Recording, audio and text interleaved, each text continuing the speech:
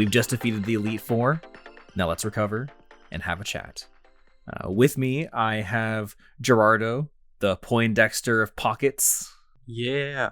And Teresa, the Margrave of Monsters. Greetings, since Gerardo didn't say it this time. And I am Hunter, and I am also here. So I guess I wanted to talk this week about the evolution, if you will, of the Pokemon main series games and some of the side games and how they've kind of contributed to that evolution. Specifically in regards to world and level design.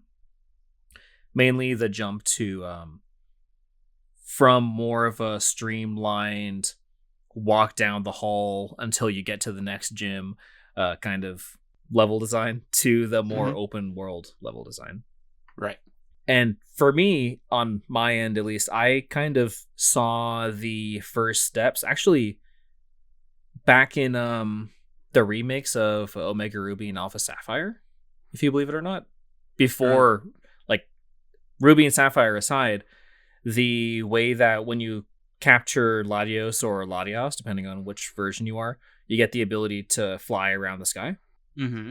I thought that was a really big change, and then we didn't really see anything from that until, I would say, Sword and Shield, where we had one big open world type area to play in. Mm-hmm. What did you guys think about that? Because I think a lot of people were hoping that the entire game would be more open world. In Sword and Shield?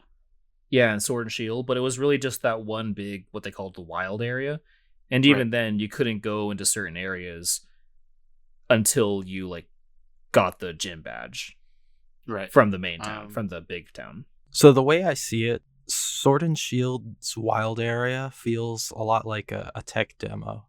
And, you know, Game Freak, they make a mainline entry every year for Pokemon. So I'm pretty sure that they didn't feel confident enough to do a full open world game just out of nowhere right after Let's Go Eevee and Let's Go Pikachu. That, and judging by the way the wild area performs on the Switch's hardware, it's not like great, especially when you're connected to the internet. Oh yeah. So I can see why they wanted to ease into it. They also probably wanted to ease into it so that there wouldn't be this abrupt shift in the franchise's core gameplay over the course of just like one generation. I can understand that. You know, when you're first experiencing the wild area, they kind of give you this sense of you can go out there, but we're still going to keep you on a leash. You see that Onyx over there to your left when you walk in. You can catch it if you want, but also it'll kind of mess you up if you don't know what you're doing. And I like that. It's sort of a choice to make. Like, everybody's first journey through the wild area is pretty different. From the multiple playthroughs I've had, the first time through has never really been the same.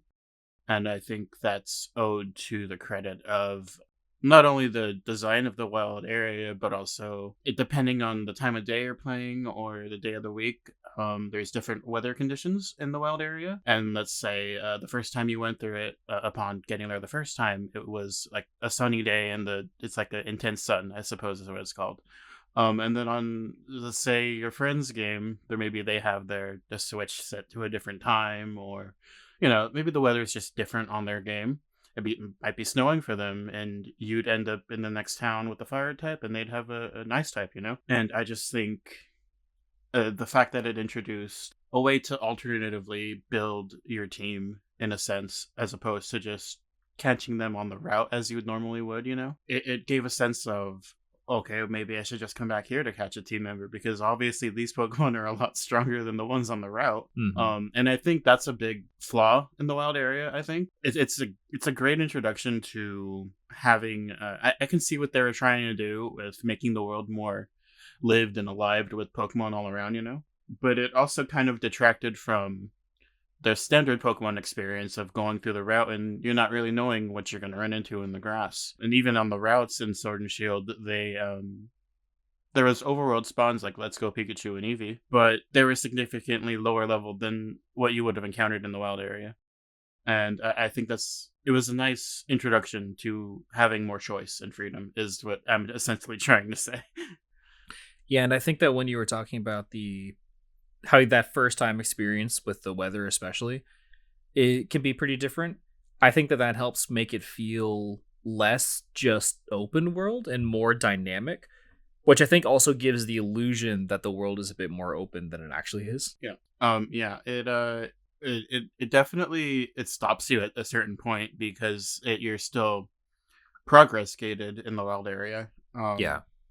And even if you not even running into Pokemon in the overworld, if you run through even where you're trying to get to in the first time in the wild area, you can run through packs of Pokemon that are level 30 and it says you can't do anything, you have to run away. And that's when you say, oh, I guess I can't go anywhere I want. And that's kind of been the sentiment of Pokemon for a long time now. It's not exactly handholdy, but it's still trying. In my mind, it's like, just let me do what I want to do, you know? Let me die. Let me figure it out. Yeah, let me make that mistake. Yeah. And I think Pokemon would benefit from a little bit more risk taking because, you know, the target demographic of these games are, you know, kids. But I don't necessarily agree with the mentality that people have where it's a kids game, so it has to be easy. Kids can experience difficulty in video games. Let them have it. I hear a lot of people saying that the new games are really, really easy and the old games are a lot harder. Like they struggled with the like Ruby and Sapphire or Red and Blue.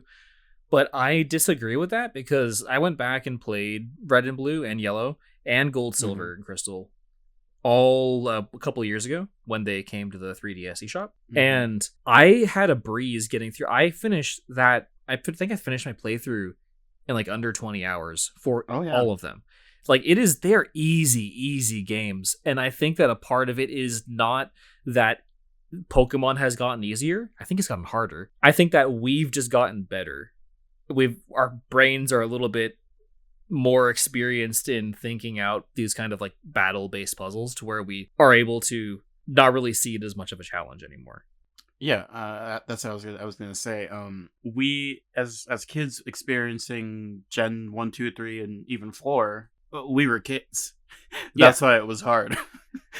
I just leveled up my Charizard. That's all I did. Yeah. And even then, I would try to avoid the trainers and stuff and run away from all the Pokemon battles. Even though we had every option at our disposal as a kid, we didn't do that. We just wanted to use our starter, you know? Yeah. So that's why the game was difficult in that sense.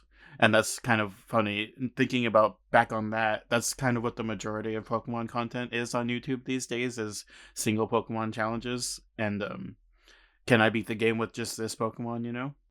Yeah, Nuzlocke or whatever. I would still argue that it's easier than it used to be. I strongly disagree. I wouldn't call the old games difficult, but I think with things like experience sharing, I feel like a lot of Pokemon level up a lot more quickly than they used to. That's true, but I think that a part of it is us being kids and running away from a lot of the battles, because those first several games were very well balanced. They're so well balanced to where the game was a breeze, and I've definitely spent a lot more hours on the new games. And I don't think that I ever really had any challenges, but I noticed that the trainers are a lot smarter. In Sun and Moon, I remember there was a trainer that like would throw out spikes and Stealth Rock, thank you. It might have been that one, but I think it was just spikes. And they would throw out a few sets of spikes, and then they would have roar. Like, that's an actual strategy. Like, the NPCs are coded with actual strategy. Some of them are coded with strategies, and I just think that the overall AI has gotten a lot better to where they can parse out what's the best move to make next turn. Based on the amount of damage that they just took, the AI just learned information about your Pokemon, so it knows how to adapt and maybe use Growl or something next turn. So I think that overall, the Pokemon games have gotten a lot more complicated when it comes to battling, and that's a lot more difficult for a kid than it was when we were little, where again, I breezed through those first several games when I played it as an adult, whereas I at least noticed the challenge in Sun and Moon, and it's only gotten better in the recent games. Like it's gotten.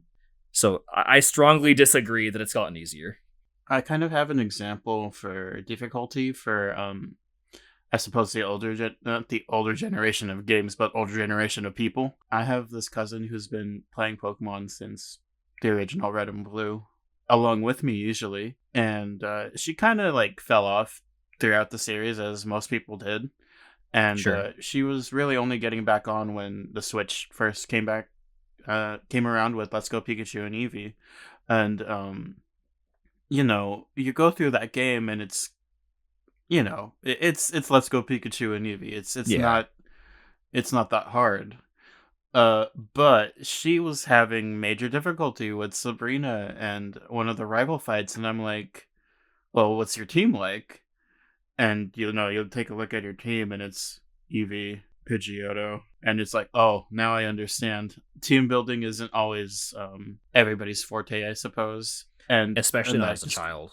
it just took me back to those days of only using the starter. Whereas we've always been playing Pokemon games. I Yeah. think at least you and I have, Tressa. I'm assuming Gerardo has too. Whatever Yeah, next game comes out. It's in my blood, Pokemon. Like, Yeah.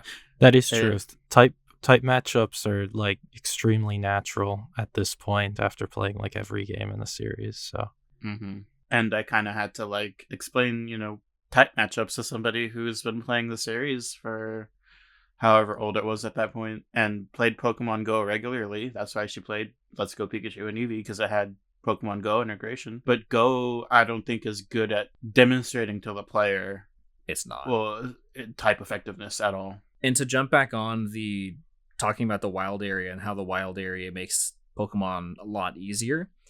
In some ways, I thought that was true at first, but having those very strong Pokemon in the beginning that you are not going to be able to stand a chance against, I think does help offset that, at least in the early game. In the late game, it doesn't matter at all. But you have those Pokemon candies, which do make it Mm-hmm. substantially easier, like Yeah. even better than rare candies. Those like Uh-huh. candy shards or whatever they were called. But I also thought that was really cool because when I was watching my girlfriend play, she really liked experimenting with a bunch of different kind of Pokemon. Whereas where I kind of picked my team and settled in it, I swapped Mhm. out some Pokemon here and there for like certain gyms or something like that. But for the most part, I found my team and I kind of locked it in. She was swapping out Pokemon all the time. So she didn't really have that like super easy experience. She still didn't, I think, struggle too much, except for I think the dragon guy. I think that was a little bit of a struggle, but that was also a weird gym fight. But I think that was really cool is that she was able to like, oh, I really like this Pokemon, and then catch it and switch to it. She really liked the ghost dragon because she really likes ghosts and spooky things and Mhm. dragons, of course. And it looks like a thing straight out of How to Train Your Dragon, which is one of our favorite movies. So I think naturally she kind of gravitated towards that one, and she was able to capture it. It wasn't as, or one of the lower level ones. It wasn't as high level as a lot of her other Pokemon, but she was able to use the candies, whatever candies she had left, to get it pretty close because she was always changing her Pokemon around. And I Yeah. think that that's really cool. It makes it Yeah. that mechanic, that candy mechanic, makes it super easy for veterans like us. But for people who kind of dropped off the game a little bit and are kind of picking it back up and learning a bit more about it, especially being able to switch teams so quickly, which is I think the main intention of adding those candies. Like she fell into exactly what the designers wanted. And I think that that's Yeah. great. And I think that a lot of younger players or players that were picking the games up again for the first time in a long time, they all kind of fell into the way that the designers wanted you to experience. And I think that that's great. It's just the problem is that we're veterans. And additionally, on top of that, to praise the Candy system further, I think it's also for veteran players that want to get into competitive. yeah, Because it's just so easy to just bring a Pokemon from level 1 to 100, and it's just ease of access. Because you're only going to play through the story once, as far as, that save file is concerned. So, Yeah. it's just nice to have as an option, and I wouldn't consider candies and over leveling the downfall of Pokemon as everybody makes it out to be. Yeah, I think so too. I mean, I certainly miss the days of having more time with the Pokemon. I guess is my main I guess setback in terms of modern Pokemon design is I feel a lot of the Pokemon that I catch and use grow up too fast in a sense, and I don't really get to have that emotional connection as like I used to in the past, I suppose. Yeah. But that's I can take it or leave it at this point, I suppose. But I don't know. For people who play the game differently, that like to roleplay, it's a role playing game. It hits differently. I'll say, like raising a Budew in Diamond and Pearl is completely different to raising a Budew in Brilliant Diamond and Shining Pearl. At least for us as veterans. Right. Yeah. Yeah. That is true, and in the recent games, I find myself holding back my Pokemon from evolving. Yeah. Because of that, like especially the starter. I did that for a while in Scarlet and Violet, and just a couple of the other Pokemon. It's easy to like have a Pokemon hatch from an egg and it's like level 1, and then you accidentally get into a battle, and then you get some experience with a higher level Pokemon, and then that Pokemon just evolves like 10 times out of nowhere. Yeah. Did you guys play the DLC for Sword and Shield? I did. That one I did skip. Okay.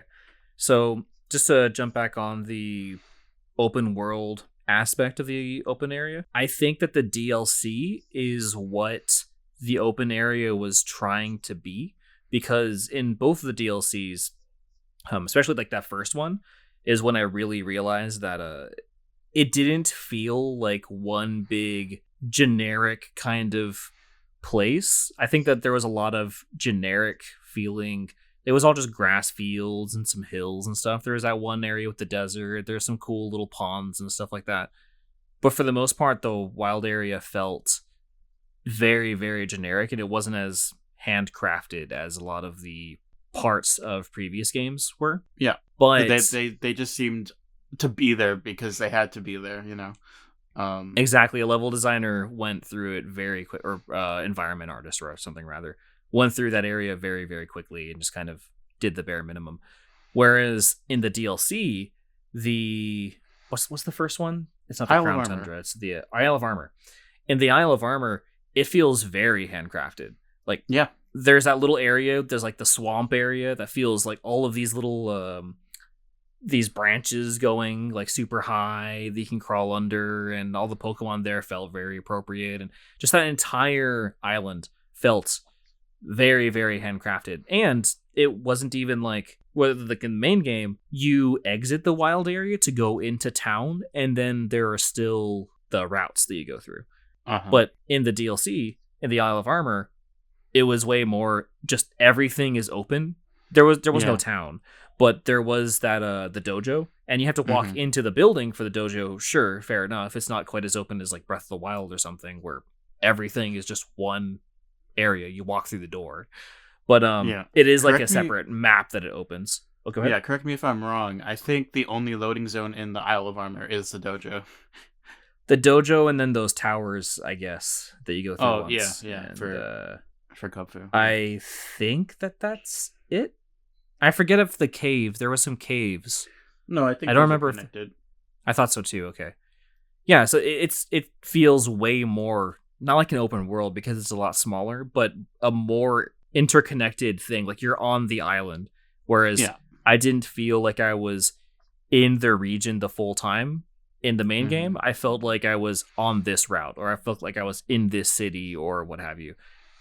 But the entire time while I was on the Isle of Armor, I felt like I was on the island, which made me really excited for the Crown Tundra because I know that they were adding a city or a town. And that town is the exact same way. Like, you don't have to go into a loading screen to go into the town. It's just a part of the open world.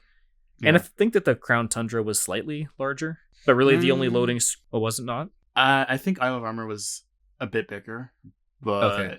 They both felt very similar. Yeah, I can't exactly remember Crown Tundra because it was the one I played through once and was like, okay, I'm done. Felt way more like the way that I think they wanted Sword and Shield to be. And maybe a part of the reason why it wasn't that way was because they were leaving the 3DS. And I think that they weren't entirely sure what that game was going to be, because I think that they skipped a year when they did Sword and Shield. Because usually Pokemon releases every single year. But I think that they skipped a year that time because they weren't 100% sure. The game was in development for like, 3-4 years or so, which console it was going to launch on. So they had to kind of segment it a bit more. But in the DLC, they knew what they were dealing with, so they just went ahead and made it an actual open world. Or two separate open worlds, I suppose. When you were talking about the difference between the environment, between the DLC and the main game, Sword and Shield, for me, I didn't particularly enjoy Galar because they didn't feel like much to look at, if that makes sense. Mm-hmm. Like, going through the routes, it just felt like I was in a play, you know? Like, they were just set pieces rather than parts of a lived world. Especially the routes. There's this one route that comes to mind. It's before you beat before, when you're going to the third gym and Sonia has you go through these mines, and you can kind of see she takes you to the side and she has a conversation with you, and she's like, "Oh, do you see those factories behind us? That's where Rose has like a facility. All right, that's cool, isn't it? All right, go the other way. You can't go that way." And it's just moments like that in Galar that kind of like, you were so close. Like, it's very much a leftover of the 3DS era design, I think. Yeah, and I also think that a lot of the routes had some, like, different routes had different themes. Like, whether it was the route on the way to the fairy mushroom town that was like in that dark forest kind of thing. Yeah, where there was what? Glimwood Tangle? I think that was it, yeah.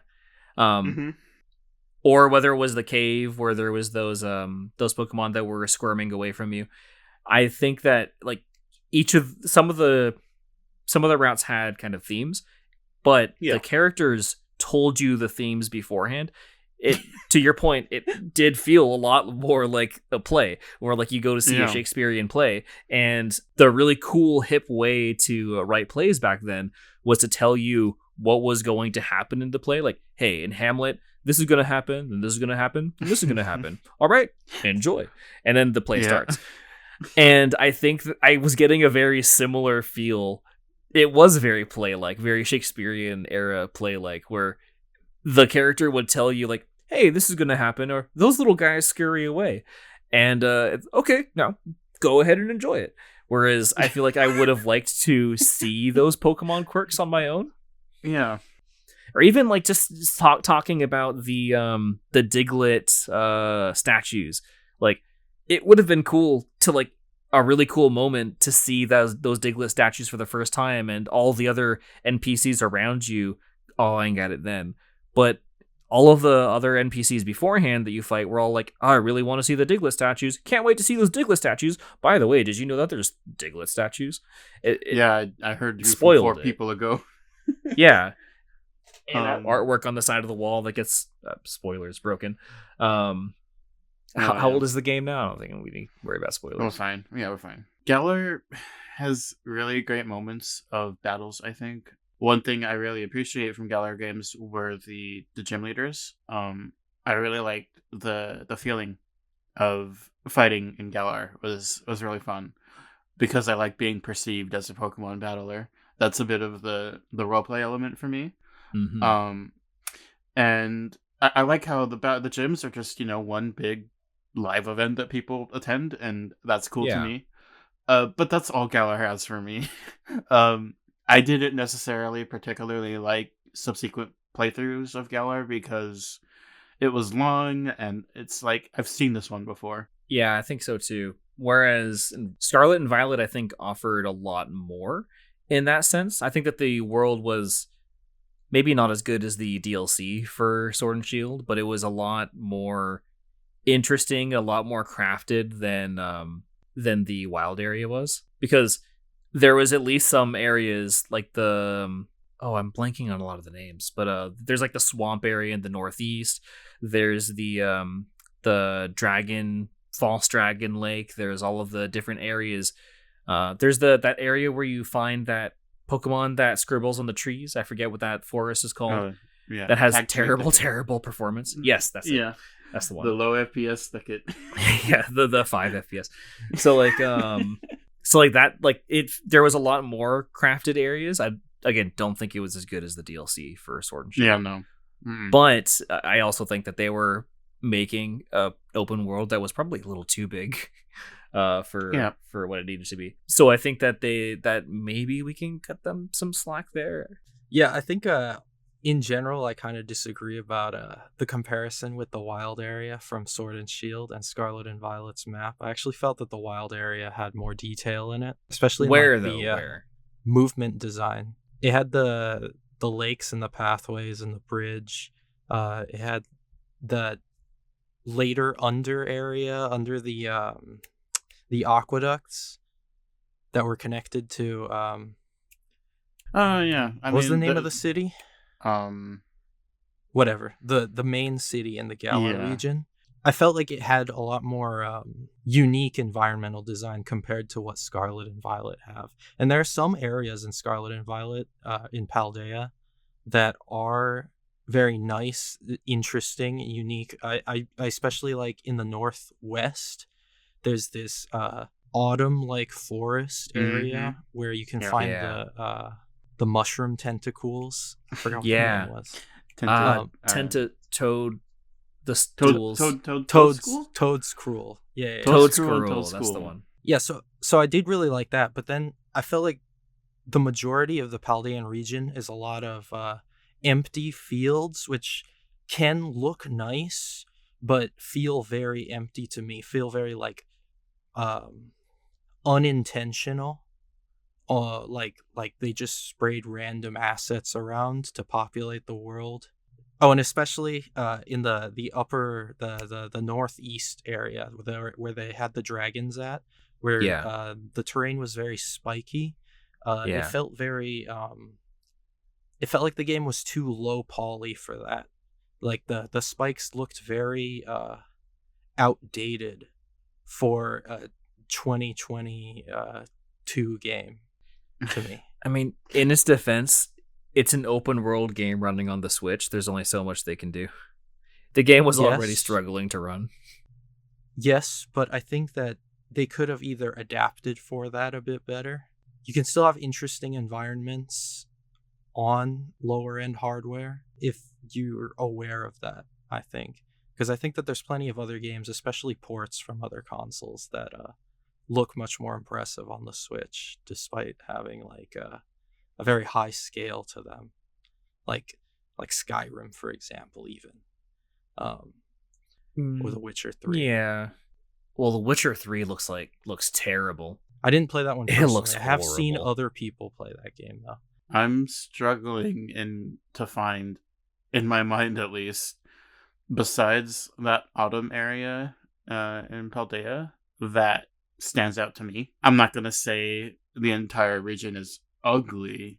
It's just when I think of Paldea, I just think of green and like mountains. And you see, that's what I think about the wild area, though. I just think of green, not even mountains, just some like hills that are a little bit tall, and then the same tree everywhere, like copy paste the everywhere. same berry tree. That's all I think of. I think about that like initial opening landscape, and then the entire wild area looks exactly like that opening landscape, except for the small desert area to the north, and Dusty even Bowl. then, the Dusty Bowl, and that's even then it looks pretty similar. The main thing that sets it apart is just the sandstorm that's going on. I think I agree with both of your takes on the wild area to a degree. I don't share fully the same opinions, but I can see where both of you are coming from. For me, the wild area had this. Just speaking on the wild area itself, I guess back to Sword and Shield for a moment. It performed well for me in my mind. Like it did what it needed to do, and I never really second guessed the settings at all. But also, I didn't kind of like them either. Like it was serviceable, I suppose. And the main complaint I have, I suppose, is back to actually what I praised it for in the beginning, was the weather and how varied it could, make the Pokemon that show up. And I don't know, something about saying an ice type in a desert is just kind of, because it's hailing, it happens to be hailing, is a bit immersion breaking, but we'll let it have that, I suppose. Because where else are you gonna get an ice type, you know? But the weather had to happen for a specific reason, and I can't really fault the game too much for that, I suppose. I can definitely understand Gerardo's point, but I think I still feel like whereas the wild area felt just so samey, no matter where you were in the wild area, it was the exact same thing. At least in Paldea, there is that area with the dragon, the dragon tamer sisters, and there was those tall towers. It did look pretty low poly, but at least it felt very visually different. I was going in the area with like the wind farms, and just climbing up that mountain felt so different. It felt like I was in like another country or something. Or that fall area to the northwest, or the false dragon lake, or there was a lot of areas that felt very different. I agree that there was a lot of just green open air like fields, but it wasn't. Still feel like it wasn't quite the same thing as the wild area, and I think that a part of that, maybe the reason why we're having that disconnect, is because the wild area was a lot smaller. Yeah. So Paldea is a lot bigger, so there are naturally a lot more big green open land. Especially in that intro section, it's all green open land except for the farm. There was a farm with the hay and stuff. That was a bit not green. But other than that, everything was kind of green, at least in the southern half or so of the map. I think it's more fair to. I know Gerardo didn't play the DLC, but I think it's more fair to compare Paldea to the Crown Tundra and Isle of Armor, because those two DLC areas were, more open world experiences the whole time. Had far more interesting set design than the wild area. I think to compare the two, DLC to Paldea, I would say the DLC wins out a little bit more, but only because it had more development time than the wild area. Probably, yeah. And Paldea, while it offers a nice variety of landscapes if you really look for it, and also, they say the game is open world, do whatever you want, but that's not really the case. They stop holding your hand after the first 2 hours of the game and tell you to go find your own treasure, and for the most part you can, but you need the skills that the right Pokemon upgrades, I don't know what to call them, to go where you want to go. But so I think that you're right that there was blocks, but I think that the way that you're able to approach those blocks was a lot more open feeling, because you could go and upgrade the your ride Pokemon to the max like before you do anything, and then you have most of the map available. But even then, that's the first thing that I did. That I finished that story was the very first story that I finished. And even then, there was the Team Star bases. And there are some parts of the map that you cannot access through other parts because Team Star blockades. You have to go back and defeat that Team Star base first before you're able to explore the rest of the map. Which I still feel is a bit more open feeling. Like, you could do all of the Koraidon or Miraidon stuff right away, but then you're still not getting the full experience. You still have to do the Team Star stuff first. Or you could do the Team Star stuff first, but then you're not able to explore as freely as if you got the ride Pokemon upgrades. Yeah. So I feel like they both fed each other pretty well. Where, at least as far as the weight, like, you don't have to go through the Elite Four. You don't have to do all the gyms and all of that. You can just do the other two stories, and before you even touch your second gym, in that sense, it felt a lot more the way that the story is approached. The way that the story was approached felt a lot more open, and maybe they did that because some of the areas have higher level Pokemon or something, so they wanted some blocks. But then the ride Pokemon stuff isn't super level based or anything like that. I think that the Pokemon in the desert kind of was one big level block for me, but then other than that, I wiped the floor with all of the other Titans. I have an interesting note for that, because I have a friend who he broke the game basically, So he didn't go to the school when the game told him to. Mhm. He found a way to get around the boundaries of like the beginning area. Oh, nice. You can do it by like aiming and throwing your Pokeball at faraway Pokemon. Yeah. And so he used Interesting. that to get past that, and he managed to explore the entire region. And he caught really high level Pokemon just on the off chance, throw Pokeball on the first turn kind of thing. Yeah. So he had like level 60 Pokemon by the time he even went to the school. And he Yeah. had completely he'd explored every town and everything before he did that. And that's Um really taking it play my way by yeah. like a Yeah. different sense. Yeah. He refused to play by the game's rules. That's And kind of I cool. respect that. Yeah, I respect that. That's kind of not. I mean, it's not an official category, but that's kind of how sometimes people will make YouTube challenges. Will be like, I'm doing this the incorrect way, so I can make this game Yeah. harder for me. Yeah. Because even if you do go catch those Pokemon, they don't obey you without badges. But I mean, the fact that you can do that still, um, Yeah. is That's is super the cool. thing. Because you do have your starter at that point, and all you would need to do was, catch a Pokemon, have your starter evolve right away, and just use the starter.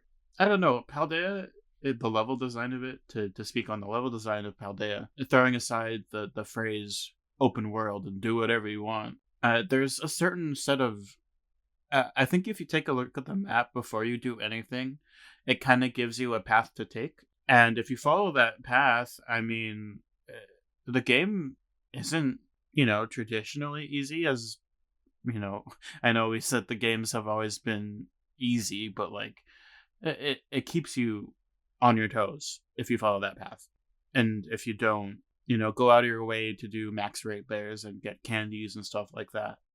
Like the game is decently challenging, I suppose, like especially the first time you play it and nobody knows anything about the Pokemon at all, Like the first few times you see Reverum, you're like, what's that? What type is this? Oh, it's the type of the Team Star Leader? I didn't know that. I had my sister play through a couple of things in the game. She was floored. She didn't know what to do, and she's been playing Pokemon as long as me. It's kind of neat to be bamboozled in a Pokemon game, especially when you think you have a strategy, but then you end up not having a strategy, and you have to kind of like, man, I have to go back to the drawing board. I think I enjoyed that aspect of Scarlet and Violet a lot more. It kind of took me back to, I mean, it's just one moment in Ultra Sun and Moon where if you're not prepared or you don't know what's going to happen, it's a battle with, I don't know if either of you played that game, I did. Yeah. um, I skipped with Ultra Necrozma.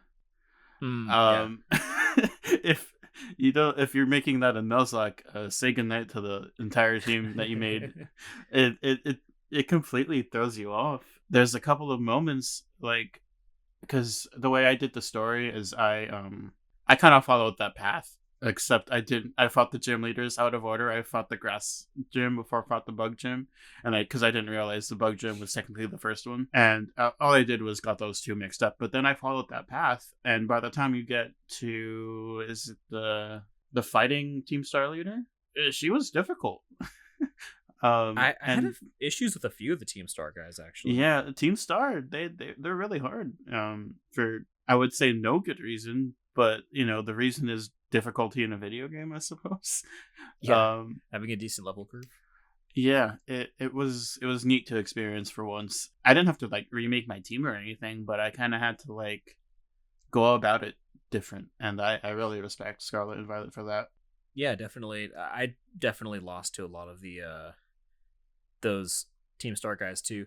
Fighting that Reverum, like sure I could have caught one earlier on, but then I was super confused the first time. Like I'm fighting the car because Mm-hmm. it wasn't like the name of the Pokemon, if I remember correctly, wasn't Reverum. It was like the vehicle's name. Yeah. So I was super confused, and it wasn't the regular typing, and it's technically like 3 different Reverooms, but it has like the same moves as the type that it's supposed to be, and the typing is different because obviously it has the different Pokemon inside of it that are like powering it. So obviously like the fire one isn't going to be like just a pure steel type, for example. So I thought that that was like kind of interesting. Like I wasn't fighting a Pokemon. I was fighting like the a vehicle. regular. Yeah, I was super confused. I was like, "Is this a? Can I catch this? Can I catch the car somewhere in the game?" Like, no, you can't. It's just a weird boss fight. Yeah. But I thought that that was kind of cool. I think I didn't really have the same experience with like the level curve and difficulty that you guys are talking about. Oh, I really? think, well, when I was playing through the game, I was playing through it with my friends, so I did a lot of grinding while I was waiting for them to catch up to me.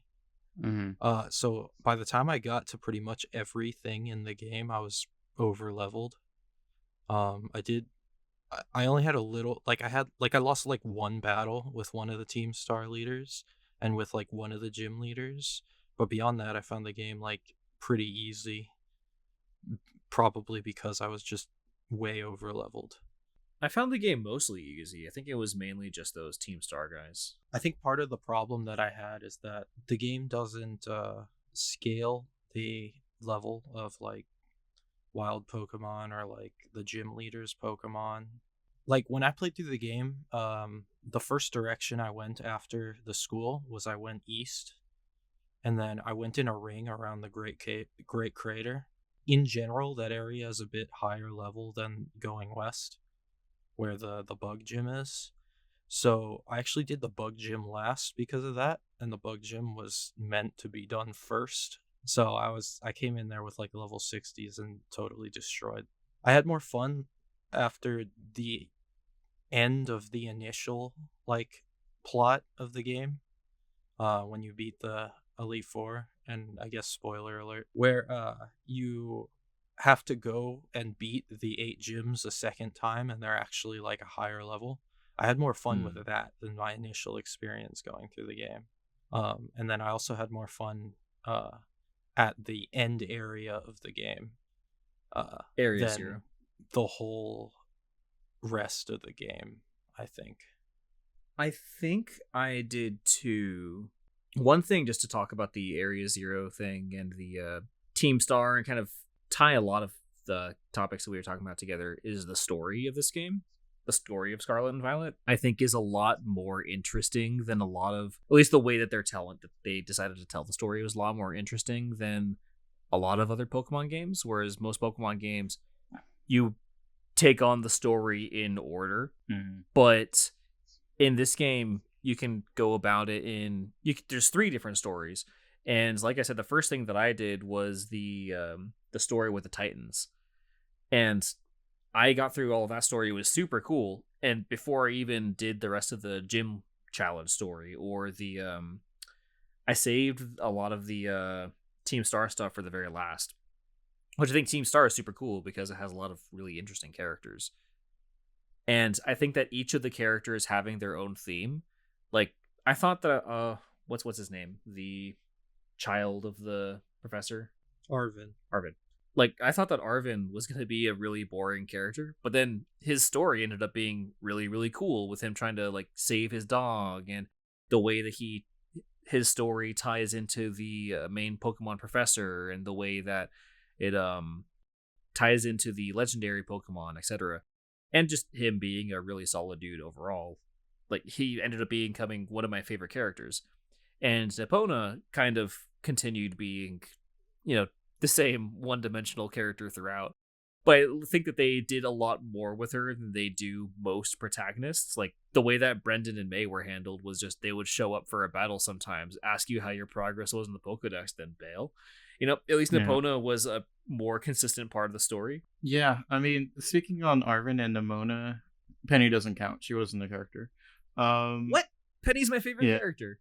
She's. I didn't even get to her yet because I got cut off. But Penny is my favorite character. I want to say that Arvin is the only story beat that I remember completely from Scarlet and Violet. Because I feel like while it was a different method of storytelling that Pokemon has tried in the past, it just didn't really click with me. Like, I didn't get entirely what we were doing and why we were doing it. Aside from, just doing the quest of, find your treasure. It was about healing his dog.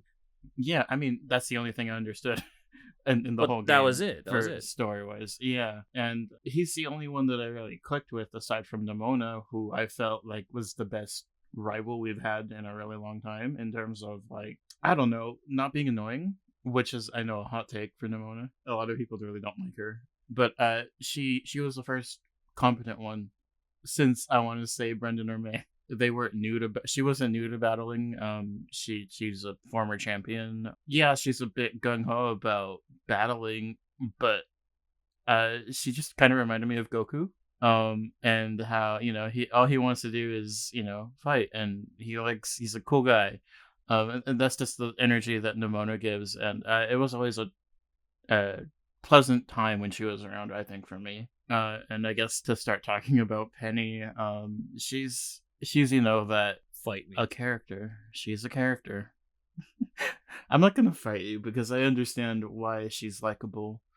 I just more so. The only thing I remember her for is the Eevee battle. It's like, okay, you're gonna send Eevees out at this point, and I don't know. This is one of the games where I just kind of like, if I could skip the cutscenes, I would. I feel like I didn't really care that much for Penny for the most part for the game until they kind of explain her whole story at like the very end and stuff.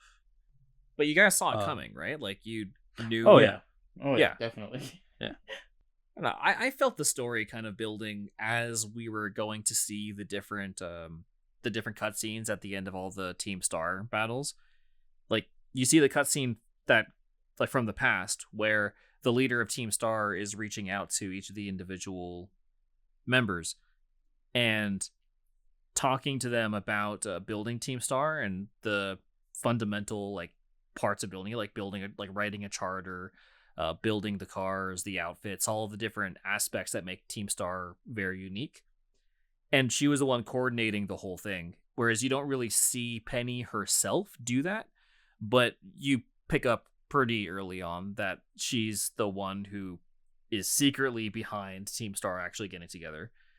Mm-hmm. And so every time that you see those cutscenes and you see Penny, like, oh, it's really cool. Like you were like, they're kind of playing this like very easy to solve mystery about who it is, but like it's cool like seeing how awesome she was, and then the character she is now trying to atone for her sins, essentially, for the way that Team Star ended up, which was not entirely her intention from the beginning.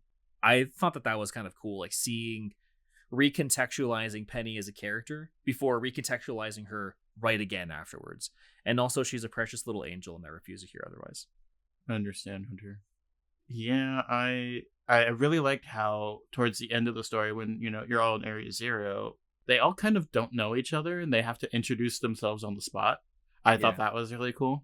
And you kind of get to see like all of their traits all at once. I think getting that experience with them in Area Zero is probably the best justice for them in the entire game, I think. So you mentioned before that you kind of felt like there was the two stories and that Penny's was the weakest of the main characters. But to me, that was Nimonia's story. That was the whole gym leader story. Like I felt like I was really going to see the next section of either Arvin's story or Penny's story. But I didn't really necessarily care that much about doing the gyms. I know it's a Pokemon game, so there has to be the gyms and the Elite Four, and then you're building towards something greater. But maybe because a part of it was that it was a fresher take, or that Penny and Arvin, to me at least, were way more interesting characters than Nimona. Like that's what really kept me going. That's why I was playing the game, is because I wanted to solve the rest of the mystery behind Team Star. I wanted to get to the bottom of what was going on with Arvin's dog and genuinely help him. And I wanted Penny's confidence to increase. I wanted her to finally face her former friends. I wanted to see the conclusions to those stories, whereas Nimona was like, let's battle. Yeah, you know what? I actually, I don't like Nimona's story either, but I do appreciate that it's kind of more of like a traditional Pokemon kind of thing, where it's just focusing on like the gyms and battling and leveling up. So I appreciate that exists. I do think she could have been a more interesting character. But like, out of the three paths, the three separate stories, two of them felt like a story, and then there was the gyms. I actually think one of the most interesting characters in the game is the principal. What was he called? Clavel? Yeah, Clavel. Don't you mean Clyde? Clyde. Yeah, Clyde? Clyde was the best character. Yeah, but freaking loved it. Yeah, no, I actually really liked his story in the game. So I know that you didn't get to play Legends Arceus, Gerardo, but do you kind of understand the basic premise of the game? Something about building the Pokédex for the first time. So sure. I think that where the core series, the main series of Pokemon games, are geared way more towards children, like specifically the 10 to 12 range, I think that you can tell a slightly better story than what they have been. I still think that it's held back in that respect in a lot of ways. Mm-hmm. And especially as a creature collecting game, like in particular that kind of JRPG, it's a lot more difficult to tell a more mature story if your target audience is a lot younger, and I think that there's a lot of design reasons for that. Yeah. I don't need to go too far into that, but I think that Legends Arceus wasn't held back as much because in all the core series Pokemon games, you're either 10 or 11 when you start your journey, the main character is. But in Legends Arceus, canonically the main character is 15, and so they're a bit more mature. They're able to handhold a lot less than they feel like they need to, especially in a lot of the more modern Pokemon games. They're able to just kind of drop you into the world, and even the battle system is a lot more different. It's a lot more complex too. The battle system in the main series games tries to convey a lot of information, so like it's so slow. So like, okay, let's say you're in the battle, there's a couple of like there's some weather going on, some terrain going on, some status effects. Okay, so your Pokemon does the attack. Your Pokemon has confusion. The confusion doesn't matter. The attack goes through. But your Pokemon is paralyzed, so the attack doesn't go through. Okay, and now it's the opponent Pokemon's turn. They attack. And then, their power is boosted by the terrain. And then they attack. And then, there's a status effect that goes on. So you gained a status effect. You're burned now. And then the little burn animation plays. And then the terrain animation plays. Because, you have to remind the player that the terrain is still there. And then also Trick Room is up. So then the Trick Room animation has to start. And like, by the way, Trick Room is still a thing. There's a little text thing that appears. I'm like, and then the status effect happens. And then, don't forget about the weather. Then you have to play the rain animations. It's so long. Everything that happens in Pokemon is so long. One turn. That was one turn. So much information is conveyed. As the player, what I did, I pressed tackle. That's all I want to know. It's so much. And I understand why Pokemon battling has got more complicated, because it's a bit more interesting if weather plays a role. And for competitively, I think that there's a lot of really cool, interesting things that they were trying to go for in certain generations by introducing different things like the terrains and stuff and the changes to weather and whatnot. So I understand the point of that, but in Legends Arceus, there's none of that. Nothing matters. It's battling, and there's terrain and stuff, and there's random stuff that can happen, which is really cool. Like you can be fighting a Growlithe, but then there's another Growlithe nearby, and so you're fighting two Growlithe at the same time, like just because the Growlithe happens to be nearby, and then a random other type of Pokemon, Petalil, walks onto the stage, and then you're also fighting a Petalil or something. I think that's actually those are in different parts of the map. Yeah, but I get your point. Yeah, it's like that just happened. It was more organic. It felt like you're in a living, breathing world. Yeah. So combat was way more fluid, and the way that the turns went down was a lot more like you see the turns in the corner based on speed and whatever else, and you can modify your attacks to be a little bit faster but hit less, or be a little bit slower and hit more. And the way that status effects was handled was a lot cooler. It wasn't like, you're burned, so you take damage at the end, and then you also do physical attacks slightly less. They made burn and paralyze and all the different. They recontextualized the way that those status effects work, which I think was really cool. And they even go away after the battle. Yeah, they actually go away after the battle. So I really liked the way that the battling works, and also the way that the open world was handled, in my opinion. So speaking on the open world of Legends Arceus, I think it did what the wild area and even Scarlet and Violet tried to do, But way better. and but way better. And yeah, the world is lived in, and then yeah, it's kind of empty, and the game is broken up into loading zones depending on where you want to go. I just feel like Arceus, there's a lot more to see and a lot more Pokemon interactions to behold.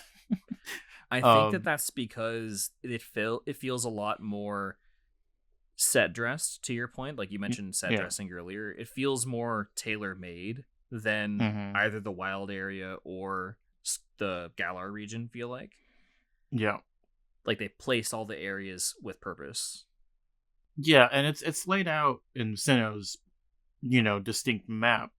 But it also at the same time, since it's a 3D environment, it doesn't exactly feel like Sinnoh. Like you can kind of approximate where things are if you laid Yeah. over modern Sinnoh with Hisui. Mhm. And some things line up and some things don't. There's a few points where I'm like, oh, this is that lake. Or Yeah, and like, oh, yeah. this is totally where that city is, but the city's not built yet. But the mountain is, and there's a lot of really Yeah. cool moments like that. Yeah, like the guardian spirits, their lakes are there and Mhm. where they should be, and they look almost exactly the same.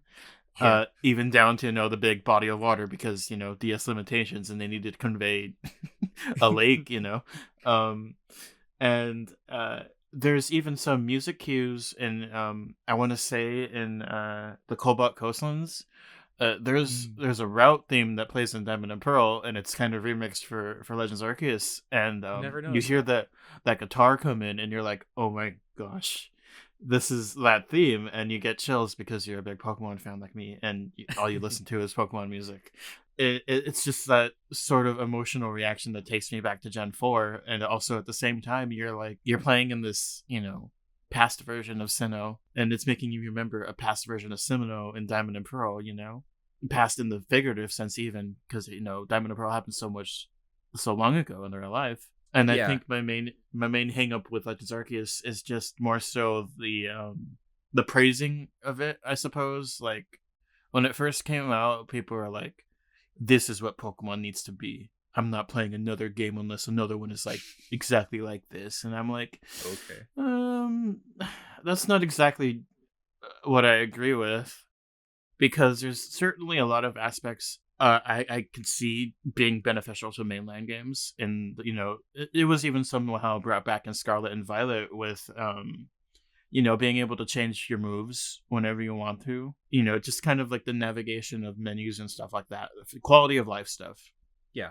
Were shared between the games, and that's great. But to make this whole style of catching, and while it worked great, it kind of felt more spin-offy than usual, than even spin-off games typically are. And I think a part of that is because it was very experimental. I don't want the mainline series to be like this, but I found that I enjoyed Legends Arceus more than I've enjoyed a Pokemon game in a very long time.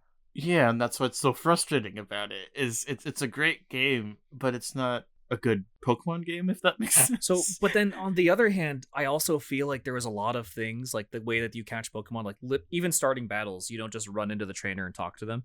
You throw the Pokeball. Yeah. That feels very, very Pokemon. So, as different as it all felt, just watching the anime or being just vaguely engrossed in the Pokemon world, everything felt more Pokemon and more tied together. Whereas, like, catching a Pokemon in the main series game involves walking up to them. I mean, now you can throw the Pokeball at them to start the battle or something, but like everything revolves around throwing the ball and aiming to throw the ball too. So you could miss. Yeah. Like you can just miss, and then that Pokemon learns that you're there and then starts attacking you. And not in attacking you in the way that it runs at you and then starts the battle. Like, no, attacking you because you have HP. Yeah. And like you need to dodge out of the way because that Rhyhorn is running at you. I also kind of like that in Legends Arceus. Catching Pokemon can be simpler if you do everything right, like if you actually sneak up on it and you're using the Oh right my type of gosh. ball and you're actually like not screwing up and stuff, you can throw the Pokeball and you still have a chance to catch it, you know? Mm-hmm. And then you just have a high level Pokemon that you can just use. Or Yeah, and not, and then that's you piss it off and it's gonna start running at you and attack you. But that's that's not the entering a battle, that's just the overworld. That's not uh-huh. even like you like there's no little battle animation that played and then you're in a different field. Like that is just natural. And speaking on the, I guess, what do you want to call it, the level design, like the pacing of the game, I suppose. As opposed to typical Pokemon games, even though I said it before, it's really hard to at least in modern Pokemon games, make a connection with your team members. I Mm-hmm. think even more so in Arceus. Mm-hmm. That's even more true because it's really hard to have a set team. You can have like maybe like one Pokemon, like your starter basically, be the one consistent member of your team, but you're gonna see so many cool things in Arceus when you start to factor in the fact that there's not that many trainer battles because Hisui is not really when you get to Hisui, you learn that everybody in Jubilife Village, where is like the home base, they're all afraid of Pokemon. So nobody trains Pokemon at all, and you're kind of the lab rat tossed out there to go research Pokemon because You're not the you're only not afraid of one. them. Not everyone in Yeah, that village is afraid. yeah. I mean, there's the leaders of the Diamond and Pearl clan, Well, and no, but even the even all the the people in the. the institute, like a lot of them have Pokemon, That's true. and they give you Pokemon. And there's the lady with the Abra. There's the professor has a couple of Pokemon too, and there's some Pokemon around. But yeah, I guess what I meant to say is they don't do battling Yeah. necessarily. Like by the end of the game, there's only like one location where you can battle people consistently, and it's Mm-hmm. like not even for really much of anything. Like there's no need for it. And then through the story, there's like maybe 9, 10 battles total. And Hmm. so, you're leveling up your Pokemon really just to fight alpha Pokemon, which are the ones that more often than not are very aggressive and will kill you. And it's just a very different experience because you can have a fully evolved starter by the time you finish the first area. There's really almost no consequence for it because there's nothing really to work towards because like you said at the beginning, the whole game is about researching Pokemon and like the way that they choose to, I guess that's the secondary task aside from exploring this mysterious land and helping quell the what are they called, the guardians, I think they're called, Something like that. Yeah. because they're all on a rampage because you showed up. The main goal is Arceus himself from the very beginning says, discover all the Pokemon. That's the goal, and you have to finish the Pokedex to completely finish the game. And that's what I do as like a Pokemon player. Is my main goal is the Pokedex. And Mm-hmm. so you think, oh sweet, this game is for me. There is no gyms. There's no standard Pokemon experience, which is why I don't agree with it being a mainline game in the first place because Yeah. the only thing that's Pokemon about it is the Pokemon Yeah. and the setting and the characters and whatever. But like it functions very differently to a normal game. I think something you said is interesting because at this point I've grown kind of tired of building the Pokedex, like catching all the Pokemon in a region, Mm-hmm. because I've played so many games that I know I have that Pokemon somewhere in there. Yeah. So I focus more on like the battling and the leveling up of the Pokemon that I decide to have as like main members of my team. I don't really see building the Pokédex as a core part of the Pokemon games anymore. It's just Gotta even catch the them gotta all. catch 'em all part. That's just a Yeah. part of the theme song in the Pokemon anime, and even then, that wasn't even their first choice. That was like one of the three theme songs that they were picking between. They were like, okay, yeah, let's go with that one. So it wasn't really as big of a story device in any of the games, except for Legends Arceus. Yeah. Legends Arceus is the one where like they a lot of people think of like gotta catch 'em all as the motto of Pokemon. It's not. It's literally just one of the theme songs that they're picking between. And even then it was only the very first one that they moved away from that one because that's not the point of Pokemon. Legends Arceus actually, like, if it were to be a motto, they picked that motto back up again and we're like, okay, yeah, let's get back to the basics. Like, catching all the Pokemon, like filling out this index, is an important part of the story, And not because a just lot of one. And not just one Pokemon. yeah, Multiple of the same. to get all the different pages and stuff too, Yeah. which I also really liked, because there was actually stuff to do with all of your extra Pokemon. So, Mhm. like, for example, the farmers in the town really needed like a grounds type. They're like, hey, can we get like a grounds type Pokemon to like plow the fields? I feel like it would be way easier. And so like I gave them a Geodude, because like that was one of the Geodudes that I caught. And sure, you can Mhm. have this other Geodude that I have. I have like 7 of them. I like the way that I feel like they could have done way more of that kind of stuff. Mhm. That sounds cool. Find reasons to have all these extra Pokemon, but there was a few side quests that involved you giving Pokemon away, not trading, Yeah. giving the Pokemon, and you happen to have an excess of certain types of Pokemon anyways. Yeah. There's actually a perfect example for Gerardo for that. Also, on top of the good example of the Geodude, there's a dude in front of which is essentially like the lab for the game. Mm-hmm. He's like a guard, and he really Oh wants a yeah. Wurmple. And you can find a shiny Wurmple and give that to him, and you'll never get it back. And the Pokemon will actually evolve too, which is like a spoiler, but whatever. Like throughout the story, the Wurmple will change form, and he thinks it's going to be a Beautifly. But So it's the you other give one. him, yeah, Yeah. and so you name it when it's a Wurmple. Like it gives you like 4 different choices to choose from, because he thinks it's going to be a Beautify. So they all start with B, and then at the end it's Dustox. And you can But show him it a Beautifly later. yeah, but it can stay shiny, and that's his Pokemon now. Mm. Yeah, and that's kind of goes for all of the Pokemon that you can give away. Not give away, but like that people want to see. Like I respect Legends Arceus for itself. It's a good game. So I almost see if they decide to do more Legends games in the future, which I very, very much hope that they do, because Yeah. it's my favorite Pokemon game, probably. I don't Hmm. call it a main series game, but as far as all the Pokemon games go, like Mystery Dungeon, Pokemon Ranger, whatever, Legends It's the Arceus is my best. favorite Yeah. Pokemon game.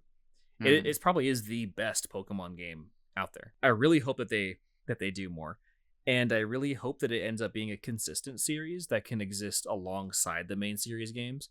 Because I don't think that the main series games should copy too much. Maybe some things, but not too much from Legends. And I don't think that Legends.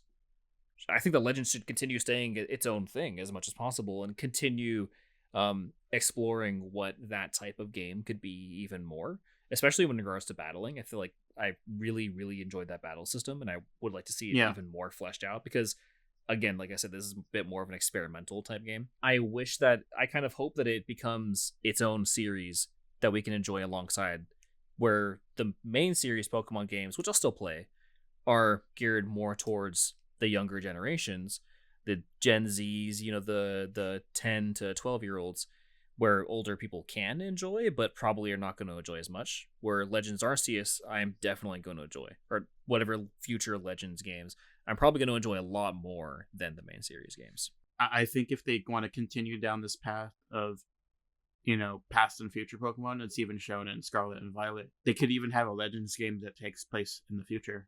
Um, Or the past. or the I'd be past pretty again. down for a future Pokemon game. Because the Hisuian Pokemon aren't necessarily past form Pokemon like they are in Scarlet, but they're completely different Pokemon from that time period, which isn't like prehistoric, but they're still extinct. Yeah, Um, there are a few unique Pokemon, but then also the Hisuian forms. There's a lot of very unique Hisuian forms as well.